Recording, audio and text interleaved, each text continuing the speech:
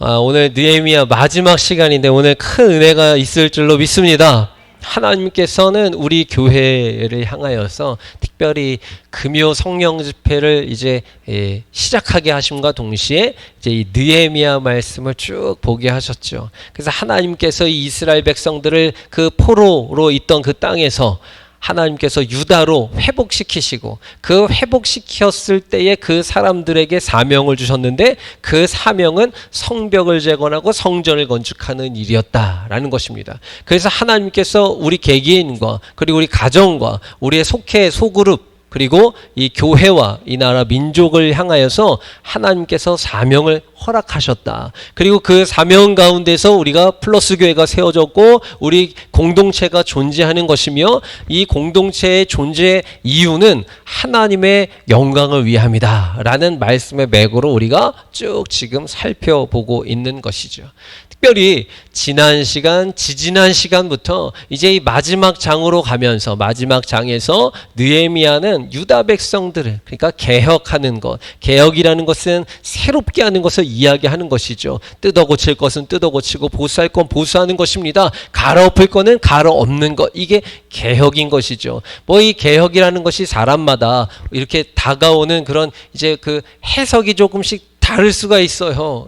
여기서 이야기하는 이 개혁은 정치적인 이야기를 하는 것이 아니라 하나님의 백성으로서의 우리가 놓쳤던 부분을 다시 세우고자 하는 것입니다. 우리가 그래서 첫 시간에 느헤미야 개혁이 무엇이었습니까? 무엇을 개혁하는 것입니까? 예배를 개혁하는 것이죠. 그때 당시에 이방인들과 섞여 살면서 우상을 접했던 그 유다인들에게 있어서 예배를 다시 세우는 것이었습니다. 그들의 우상권 안에 있었던 그 문화를 뜯어 고치는 것이죠. 이것은 하나님의 뜻이 아닙니다 라는 것을 일깨워줘야만 했던 것입니다. 그래서 율법을 낭독하게 하고 그 율법을 읽어보니까 그 율법에 기록되어져 있는 말씀을 보니 하나님의 뜻은 이런 것이구나 라는 것을 이 이스라엘 백성들이 알게 됩니다.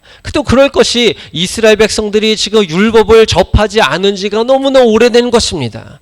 포로 귀환이 70년 만에 이루어지니까 그 잡혀갔던 사람들의 그 다음 세대가 지금 유다로 회복돼서 돌아온 것이거든요. 그러니까 이들 지금 유다 땅으로 돌아온 사람들의 고향은 지금 유다가 아닌 것입니다. 이스라엘 땅에서 태어난 사람들이 아니라는 것입니다. 그러니까 이것을 먼 나라 이야기, 남의 이야기로 듣는 것이 아니라 여러분들에게 이것을 이렇게 적용을 한번 시켜봤으면 좋겠어요. 우리가 태어나고 자란 곳이 있잖아요. 환경이라는 것이 있어요. 그래서 우리 아이들도 전학 가는 걸 이제 싫어하잖아요. 이제 초등학교 때는 그나마 이제 이게 가야 돼 이러면 갔는데 이제 중고등학생쯤 되니까 가야 될 것 같아. 그러니까 혼자 가세요. 뭐 이러는 거죠. 떠나고 싶지 않습니다. 우리는 이 친구들과 함께하는 이 교회란다죠. 학교를 떠나고 싶지 않습니다. 뭐 이렇게 이제 주장을 한다라는 것이죠.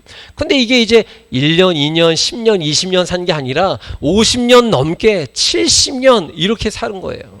그러니까 태어난 기준으로 해도 청장년이라고 하더라도 20, 30년은 그곳에서 사는 거예요. 이제 먼 이방에서 바벨로니아에서 산 겁니다. 그런데 이제 그러다가 유다로 돌아가야 되는 것인데 이 백성들의 입장에서는 돌아가는 것이지만 이 바벨론에서 태어난 사람들의 이 기준에서 보면 생판 모르는 곳으로 가서 살아야만 되는 것이죠. 그러니까 이들의 입장에서 얼마나 불안했겠어요. 얼마나 두려웠겠어요. 얼마나 걱정과 근심된 일이 많았겠느냐라는 것입니다. 이제 손윤규 권사님한테 제가 다음 주부터 저기 필리핀 가서 사세요 라고 이렇게 하면은 물론 권사님 믿음이 좋으시니까 아멘을 하시지만 쉽지 않은 거예요. 쉽지 않은 거예요. 필리핀은 그 뭐 영어권이니까 영어도 배워지. 거기 또 그 나라 말도 있지. 또 어느 지역에서 사는 어떤 섬에서 사느냐에 따라서 이게 방언도 조금씩 차이가 있지. 뭐 이러면서 얼마나 이 두렵고 떨림이 있겠습니까? 박원희 권사님한테 제가 아프리카 가서 다음 주부터 사세요라고 하면은 이 아람 식당은 어떻게 정리할 것이며 지금 이 신장로님이랑 같이 갈 건지 혼자 갈 건지에서부터 이 자녀들은 어떻게 하고 뭐 이런 여러 가지 고민과 생각들이 왜 안 들겠느냐고요. 그러니까 이게 먼 나라 남의 이야기가 아니라 오늘 저와 여러분들에게 적용을 시켜보는 이야기를 한번 받아들여 보시자라는 것입니다. 그러니까 유다 백성들은 70년 만에 본국으로 돌아갔죠. 그런데 돌아간 사람들을 기준으로 하면 돌아간 것도 아니고 그냥 고향을 떠나서 조상들의 나라와 조상들의 고향과 조상들의 땅으로 간 것입니다. 간 것입니다.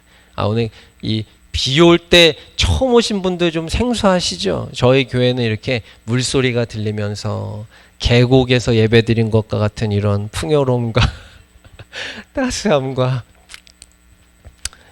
앞에 이렇게 지금 국화를 좀 갖다 놨는데 아직 덜 핀 것도 있고 그래요. 이거 이제 그 소망교회 목사님이 이렇게 주셨어요. 저번에 이제 집회 끝나고선 하나 주셨는데 오늘 이렇게 또 낮에 방문하시면서 바구니 3개를 같이 또 더 갖고 오셨어요. 그러면서 이제 얘기하는 거예요. 그때 주실 때 얘기를 했었어야지. 나는 이게 한 일주일에 한 번이나 한 달에 한 번 정도 주면 되는 건 줄 알았거든요. 근데 요새 매일 줘야 되는 거라 그러더라고요. 이거 매일 주는 거 맞아요? 아시는 분들이 계시구나. 그럼 좀 이게 앞에 안 꺼내놨었구나 제가. 그래서 그 아까 막 부랴부랴 막 물 막 주고 막 그랬어요. 그래서 이제 좀 살아났어요. 아까 막 거의 죽어가더니 살아났어요. 우리 교회는 그래서 이게 물소리가 들리는 교회다라는 것입니다. 또 이 방송으로 보시는 분들은 신기해서 이제 많이 오시겠네요, 그죠? 물소리 들으려고. 자, 어쨌든 간에 이제 느헤미야를 통해서 하나님께서 이스라엘 백성들을 회복시키시죠. 그리고 그들을 통해서 예배를 세우시죠. 그리고 예배를 드리기 위해서 성전을 다시 재건하시는 일들을 감당시키셨다라는 것입니다.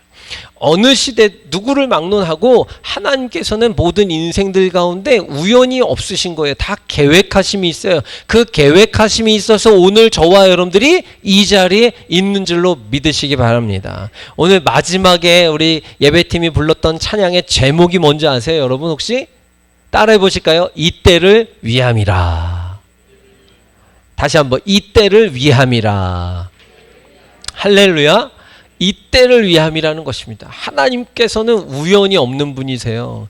다 하나님의 때를 위해서 하나님의 구원의 역사하심을 통하여서 많은 사람들에게 생명을 주시기 위해서 그리고 하나님의 그 영원전부터 영원까지 계신 그 하나님께서 티끌만도 못한 우리의 인생 가운데 개입하셔가지고 하나님의 영광의 도구로 쓰여지게 하기 위해서 그 때를 위하여서 저와 여러분들을 창조하신 것이로 믿으시기 바랍니다.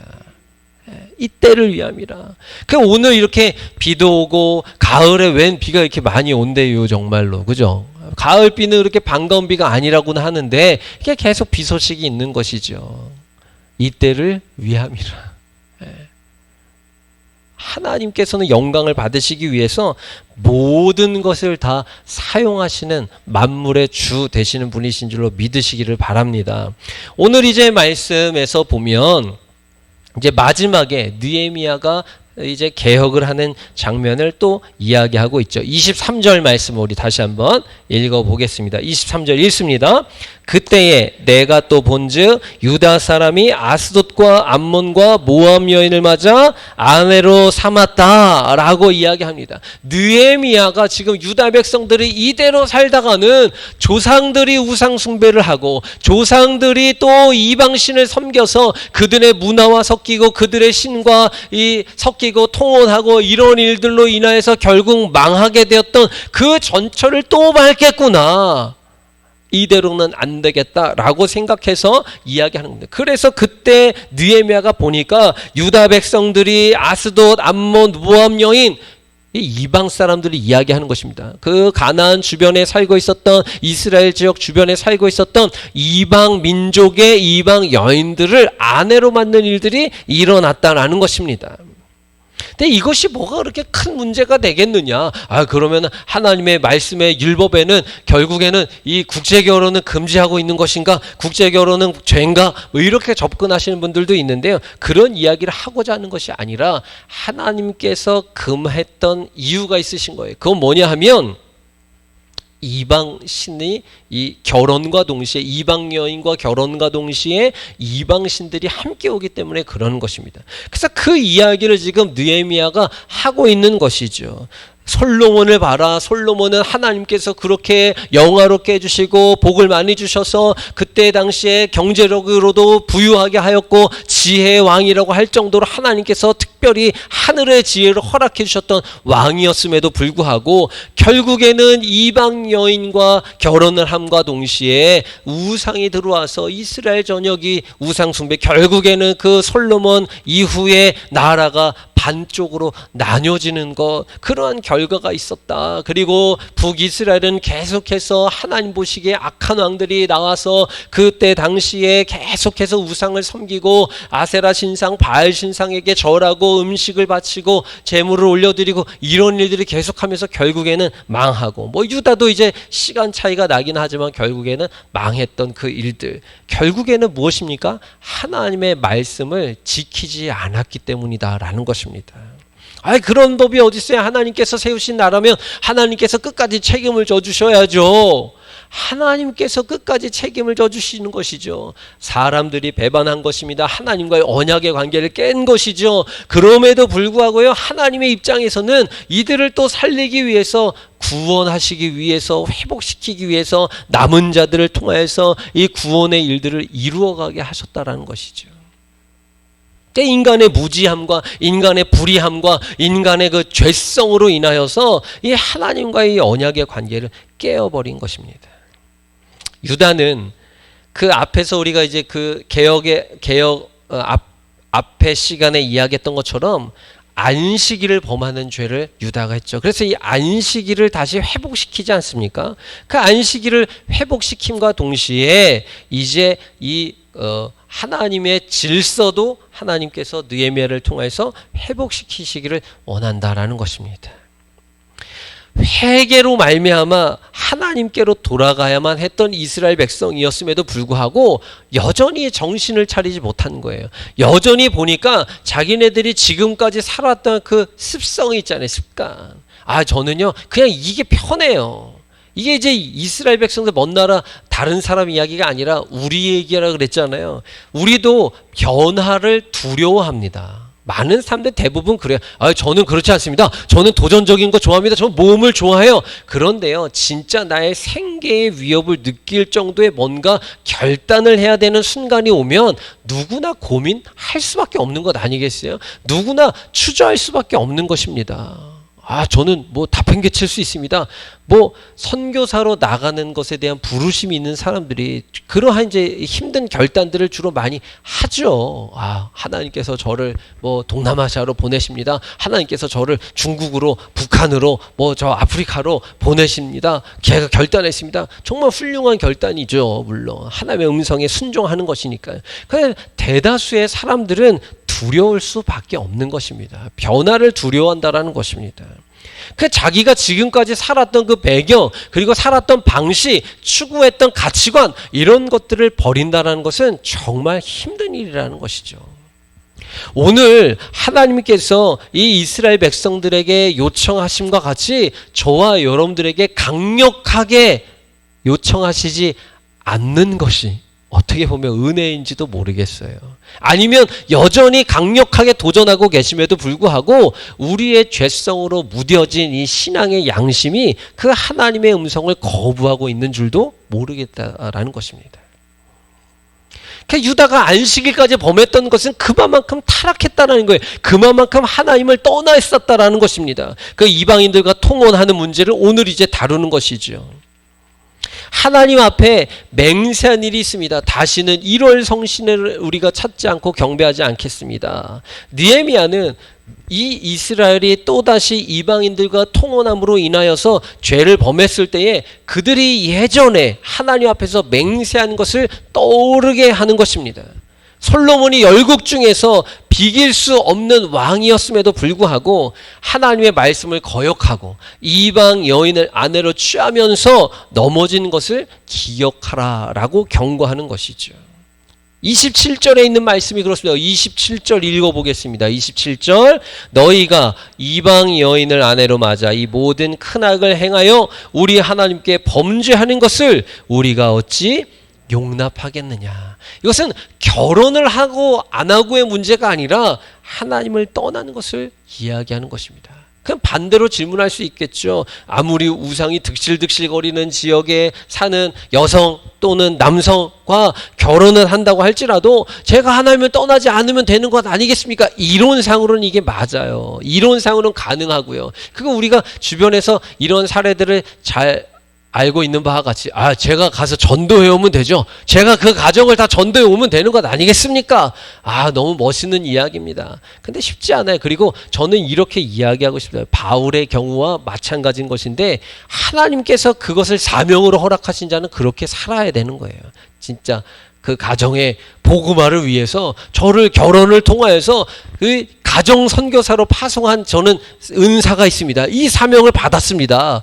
이런 사람들은 그렇게 살아가는 게 맞습니다. 근데 하나님께 듣지도 않고 확인도 하지 않고 그냥 인간적인 끌림에 의해서 하는 것은 문제가 될 수 있다는 것이죠. 그 이야기를 지금 짚고 있는 것입니다. 자, 이어지는 28절 말씀의 내용입니다. 28절 읽겠습니다. 대제사장 엘리야십의 손자 요야다의 아들 하나가 호론 사람 산발랏의 사이가 되었으므로 내가 쫓아내어 나를 떠나게 하였느니라. 마지막 31절까지 이 내용이 이어지는 것을 보게 되죠. 백성들에게 율법에 따라 행하도록 지도해야 할 제사장조차도 지금 어떻게 했다라는 거예요? 이방인과 결혼을 했다라는 것입니다. 그러니까 이게 이제 이스라엘 사회가 다 무너진 것입니다. 마치 이 사사시대와 같은 거예요. 사사시대에 가보면 어떻게 돼 있습니까? 사사시대에 보면 이 질서가 무너져요. 레위인들이 있어야 될 장소를 떠납니다. 근데 왜 떠나요? 먹고 살 것을 찾아서 떠난 거예요. 그러니까 하나님 중심으로 살아야 할 그 지도자가, 특별히 영적 지도자가 하나님을 구하지 않고 세상의 기준을 따라가서 살아갔을 때 거기에서부터 타락이 시작되고 진행됩니다. 그래서 이 이스라엘 전역에 이제 그 타락한 이 문화와 이 흐름들이 흘러가게 돼 있는 것이죠. 그게 이제 사사기에 등장하는 내용 아니겠습니까? 이 시대도 지금 느헤미야 시대도 마찬가지였던 거예요. 대제사장 엘리야십이라는 그 집안에도 이방인과 통혼하는 일이 있었다는 거예요. 그러니까 지도자가 그러니까 이 백성들도 자연스러운 것이죠. 그냥 자연스러운, 그냥 문화적인 것입니다. 문화적인 거. 그러니까 오늘날도 이 각종 문화적인 요소를 통하여서 저와 여러분들의 영혼을 갉아먹는 얼마나 많은 이 컨텐츠들이 존재하는지 우리는 이것을 잘 분별할 수 있어야 되는 것입니다. 영화 좋죠. 보는 거, 음악 듣는 거 좋죠. 그러나 가려서 들을 수 있어야 되는 것입니다. 그러니까 저는 가급적 다양한 문화 이 컨텐츠들을 접하라고는 말씀드려요. 그런데 내가 자신이 없어요. 이것을 내가 분별할 자신이 없어요. 그러면 차라리 접하지 말라라는 이야기를 하는 거예요. 그래서 이제 유튜브 같은 거 제가 이제 언젠가 한번 말씀드리지 않았습니까? 유튜브 너무 다양한 거예요. 요즘에는 이제 핸드폰이 좋으니까 이거 하나 가지고만 있으면 개인 방송이 가능한 시대가 이미 됐잖아요. 그런 많은 방송들을 하고 있지 않습니까? 그러니까 무분별한 그런 여러 가지 이 일들이 이렇게 방송으로 제작되고 있는 것이죠.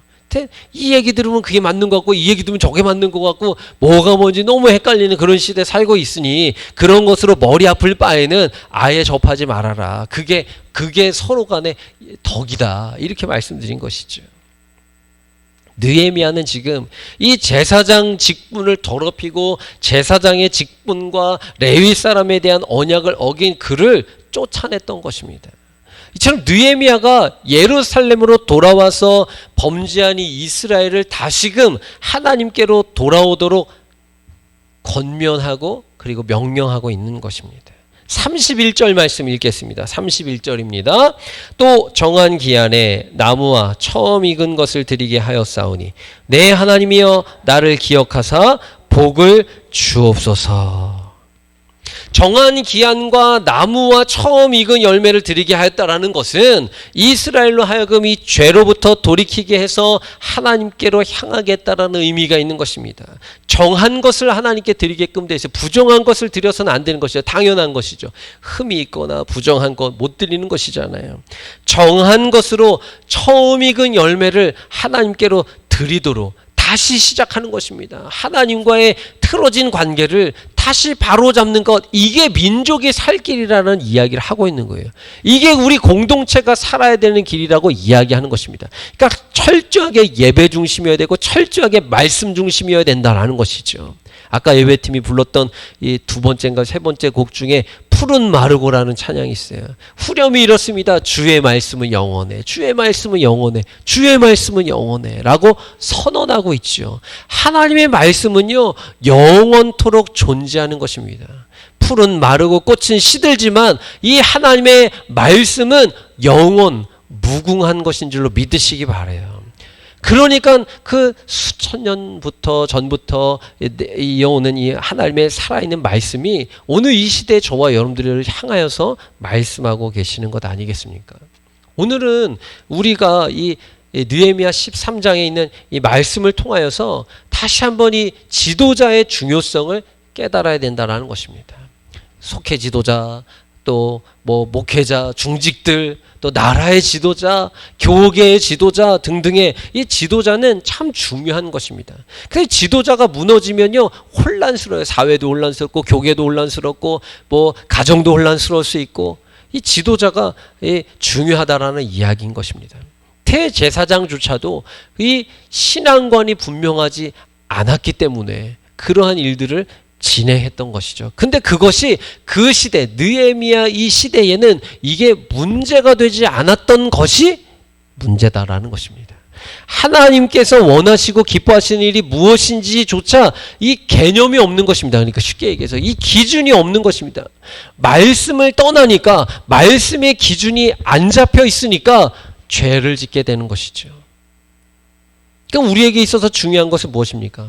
말씀이 기준으로 세워져 있어야 된다는 것입니다. 오늘 이 예배 가운데 찾아오신 여러분들이 누가 뭐라 그래도 하나님의 말씀이 중심 가운데 세워져 있기를 주의 이름으로 축복합니다. 준비되지 않은 지도자는 오히려 이 백성들을 부패하고 또 타락의 길로 빠지게 하는 것입니다. 그 예수님의 시대에 예수님께서 바리새인들을 왜 책망하신 것입니까? 바리새인들이 진짜 죄를 많이 져서가 아니라 바리새인들이 하나님의 말씀을 안다라는 그 교만함으로 그들도 천국문에 들어가지 않고 길목을 막아서서 자기들도 안 들어가고 오는 사람들도 못 들어가게 막고 있는 일들을 바리새인들이 했기 때문에 예수님께서 바리새인들을 책망하시는 거예요. 이 시대에 우리도 마찬가지인 것입니다. 하나님의 말씀을 조금 경험했다고, 통독 여러 번 했다고, 하나님의 음성 좀 들어봤다고 우리가 교만해져서는 안 된다라는 것입니다. 하나님의 말씀은 살아계신 말씀이기 때문에 오늘도 저와 여러분들을 향해서 말씀하고 계시지만 내일도 또 말씀하실 분이시다라는 것이죠. 모든 우주 만물을 다스리고 치리하시는 분, 이분이 하나님 되시는 분이시다라는 것을 우리가 반드시 기억해야 된다는 것입니다. 이 느헤미야는 준비된 지도자였던 것이죠. 그는 하나님을 경외했던 사람이었습니다. 그래서 하나님을 경외하는 것만이 복받는 길이다. 영원히 잘되고 이 땅에서도 잘되고 내 대뿐만 아니라 자손대까지 잘되는 길이다 라는 것을 분명하게 알고 있었던 사람인 거예요. 저는 우리 플러스교회 모든 성도들이 하나님의 말씀을 잘 듣고 지키고 순종하는 사람들이 이 땅에서도 잘되고 영원히 잘된다라는 것에 대한 분명한 신앙의 기준이 세워져 계시기를 축복합니다. 이게 무너지면 안 되는 거예요. 그러면 적당히가 통하는 시대가 되는 것입니다. 적당히. 이게 참 사실 무서워요. 예, 저에게도 많이 이 두려움의 말씀인 것이죠. 사실상. 예. 왜냐하면 적당히 해도 크게 불편하지, 오히려 더 좋을 때도 있어요. 더 편할 때도 있고, 적당이라는 것이 이렇게. 그 이제 마귀의 마지막 때에 뭐 교회를 무너뜨리는 전략 가운데 하나가 이 적당히가 있는 거 아니겠습니까? 적당히 교회 생활하고 주일 성수하면 되지. 주일 성수. 그 꼬드기 낸 거야. 야, 11조 하면 그래도 만점짜리 교인이니까 주일 성수 그냥 하고 11조 하고 됐지 뭐 적당히 해. 빠지지 마, 빠지지 마. 그러니까 예전에 이제 저희 주변에 이제 선배들이 이 이야기를 참 많이 해줬어요. 그래, 교회 다닌다고? 그래, 좋다. 그런데 빠지지는 마. 뭐 이런 얘기들 하고요. 현실적인 나를 생각한다고 하는 조언이었던 것이죠, 조언. 그냥 가만히 예수를 믿다 보니까, 빠지지 않으면 안 되는 거구나. 예수님에게 빠져야 되는 거구나. 예수님께 빠져야 되는 거구나. 예수님께 빠져야 돼요. 예수님께. 근데 너무 빠졌다가 선교사라도 나를 보내면 어떡할까 싶어가지고 적당히 발만 살짝 이렇게 들여놓고 있다가 금방이라도 스틀리면 얼른 발 빼려고 준비 태세들을 갖추고 있는 것이죠. 군대에 가면 그 5분 대기조라는 게 있잖아요. 저는 그 교도소에 있었으니까 기동대, 이게 육군의 5분 대기조 같은 거였거든요. 그러니까 똑같아요. 이제 복장 다 갖추고 대기하고 워커까지 신고 있다가 비상벨 딱 울리면은 바로 출동해야 되는 거예요. 그 5분 대기조가 그런 거잖아요. 뭐 일주일, 뭐 2주일 동안 딱 대기하고 있다가 뭐 저기 출동하면은 딱 가는 거잖아요. 저희도 그랬어요. 저희도. 우리가 그런 하나님께서 말씀하시면 당장이라도 튀어나갈 준비를 해야 되는데 적당히 발을 들여놓고 있다가 수틀리면 당장 발을 뺄 준비들을 하고 있지는 않느냐라는 것입니다. 오늘 느헤미야는 그와 같은 안일한 태도 가운데 있는 민족의 지도자와 그리고 이스라엘 전역에 퍼져 있는 이 통혼 사상, 이 문화를 뿌리 뽑고자 했다라는 것입니다. 준비된 지도자라는 것은 이 민족의 아픔을 함께 아파할 수 있는 사람이어야 됩니다. 그런데 준비되지 않은 지도자는 지도력에 의해서 지도자가 되기보다는 오히려 뭐 혈육 관계라든가 아니면 다 그 외에 다른 이 인본주의적인 지극히 육적인 그런 일들로 인하여서 지도자의 자리를 계승한 자들의 경우일 것이죠. 예를 들면 제사장도 그 직임이 자녀들에게 계승되면서 제사장 가문의 자녀들이 그냥 제사장이 되는 것 아니겠습니까? 이 논리를 가지고 이렇게 그 세습을 정당화하게도 얘기하고 뭐 이런 사람들도 있는데 뭐 조금 해석이 다른 것이죠. 사실상 이런 거는. 합당한 자격이 갖추어지지 않았다고 할지라도 아버지가 제사장이니까 아들이 그냥 제사장이었던 거예요. 그 우리는 이제 사무엘 시대 보면 엘리 제사장의 모습을 보면 알지 않습니까? 그 엘리의 두 아들이 이 얼마나 불법과 불의를 행하였습니까? 성전 안에 살면서 각종 불법과 불의를 다 합니다. 같은 성전 안에 살고 있었는데 사무엘은 하나님 보시기에 아주 기뻐했던 사람이었고 이 엘리의 두 아들은 아주 그냥 못된 짓들을 했던 사람들. 그러니까 하나님께서 한날 한시에 다 이들을 다 이제 죽여버리시지 않습니까? 제사장으로서 자격이 갖추어져 있지 않지만 이런 계승에 의해서 제사장이 되어가고 있었기 때문에 이들이 이렇게 타락해졌는지도 모르겠어요. 그래 이 시대에 우리는 이 느헤미야를 통하여서 한 사람의 지도자가 그가 속한 공동체, 민족, 나라에게 얼마나 큰 영향력을 행사할 수 있는지를 볼 수 있어야 되는 것이죠. 이와 같은 사실은 우리의 이 공동체, 특별히 우리 플러스 공동체 이 안에 한 사람의 합당한 지도자, 여기 꼭 목회자를 이야기하는 것은 아닙니다, 여러분. 합당한 지도자가 세워져 있을 때에 이 공동체 전체가 복된 삶을 살게 되는 것을 의미하는 것이죠. 여기 있는 모두가 다 해당되는 부분인 것입니다. 크고 작은 이 공동체에 다 지도력을 행사할 수 있는 사람들이니까요.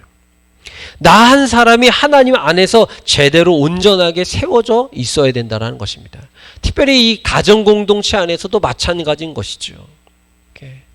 교회 안에서와 가정에서의 삶이, 또 직장에서의 삶이, 학교에서의 삶이 일치할 수 있어야 되는 것입니다. 또 여기서 일치해야 된다 그러니까 그러면 저도 교회에서 그 학교에서처럼 할게요. 그래가지고 이제 학교에서처럼 그냥 똑같이 뭐 욕하고 뭐 이러라는 이야기 아니라 이왕 일치할 거 거룩으로 일치하시기를 축복합니다. 정결함으로 일치하시기를 축복합니다. 성령 안에서 하나 되기를 주의 이름으로 축복합니다. 우리는 이 공동체 안에서 어떠한 이 리더로 세워져야 되는가? 준비된 지도자가 되기 위해서 지금 나에게 요청되는 것은 무엇인지를 고민할 필요가 있다라는 것입니다. 이런 물음 앞에 지도자로서 준비되어 가는 우리 개개인에게 참으로 중요한 물음이다라는 것입니다. 우리가 어떤 사람이 되느냐는 이 되느냐의 문제는 자신에게 있는 것뿐만 아니라 공동체에 결정적인 영향을 주는 요소다라는 것이죠. 그러니까 오늘 우리가 이 기도의 자리에 나갈 때 하나님, 제가 하나님께서 보시기에, 하나님의 입장에서 보시기에 준비된 지도자, 준비된 백성, 준비된 개개인이 되게 하여 주시옵소서. 영적으로 준비된 사람이 되게 해 주십시오라고 기도할 수 있어야 되는 것입니다. 그래서 오늘은 이 말씀 붙잡고 우리가 그러한 기도를 할 거예요. 하나님, 저를 하나님의 이 때를 위함의 그 때에 준비된 하나님의 사람으로 세워 주시옵소서. 더 나아가서 우리 가정이, 또 우리 속회가, 우리의 소그룹과 이 교회가 하나님의 이 때를 위함, 그 때를 위하여 준비된 교회와 우리의 속회가 가정이 되게 해주십시오. 이렇게 우리가 기도할 수 있어야 되는 것이죠. 오늘 우리가 이 말씀 붙잡고 기도할 때에 하나님께서 우리에게 능력과 지혜 주실 줄로 믿습니다. 이 은혜를 힘입어 오늘도 이 기도의 자리에서 승리하시는 우리 모든 플러스교회 성도들이 다 되어주실 주님의 이름으로 축복합니다.